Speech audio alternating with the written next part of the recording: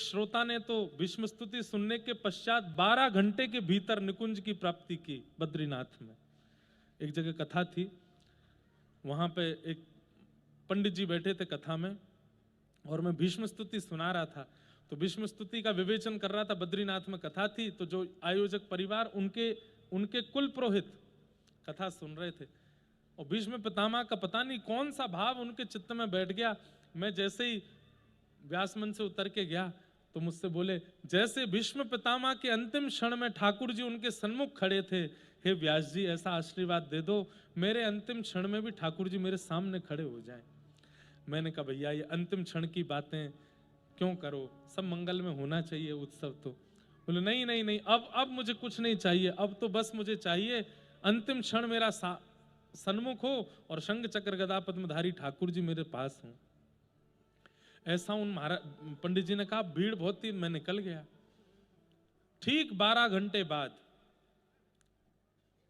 लगभग 5 बजे कथा संध्या में पूरी हुई और सुबह के प्रातः 5 बज रहे थे। बद्रीनाथ में -2-3 डिग्री सेल्सियस टेम्परेचर। मेरा दरवाजा खटखटाया तो मैं दौड़ करके मैंने पूछा क्या बात है। तो हमारे यजमान जी बोले, महाराज जी हमारे पुरोहित जी कल से कथा सुनने के बाद रो ही रहे थे और 12 घंटे अविरल उनके आंखों से केवल आंसू थे और केवल एक ही प्रार्थना कर रहे थे, मुझे श्याम सुंदर मिल जाए। बोले हमने कभी उनको ऐसा देखा ही नहीं, वो तो परम विद्वान, भाव से तो वो लाखों कोसों दूर रहते थे। अरे विवाह आदि पढ़ाने भी जाते तो वो भी विदाई के समय पर बोलते पता नहीं क्या ये लोग सब रोते क्यों हैं, इसमें ऐसा क्या है। वो किसी के अंत्येष्टि में भी कोई रोता तो उसको भी संभालते, लेकिन खुद कल इतना रो रहे थे। गंगा जी गए, गंगा जी को प्रणाम किया, बद्रीनाथ भगवान के सामने बैठ करके हाथ जोड़ के बोलते रहे, हे बद्री विशाल अब मिल जाओ, बस अब नहीं, यहां से वापस नहीं जाना। ना उन्होंने भोजन किया, ना उन्होंने अन्न खाया, ना पानी पिया। कथा के बाद रात्रि में भी सोए नहीं, नीचे आसन लगा करके बैठे रहे। उनके कमरे में जो दूसरे पंडित जी थे उन्होंने 5-6 बार रात भर कहा पंडित जी सो जाओ, नहीं सोए।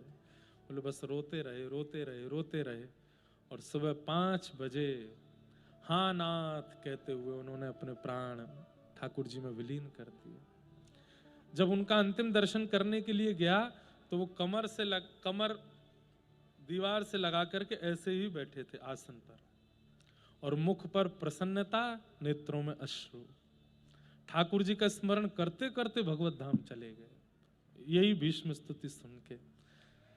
भीष्म स्तुति को ये एक प्रकार से मैं इस बात को कहता हूं कि अगर कोई व्यक्ति नित्य भीष्म स्तुति का पाठ करे तो उसका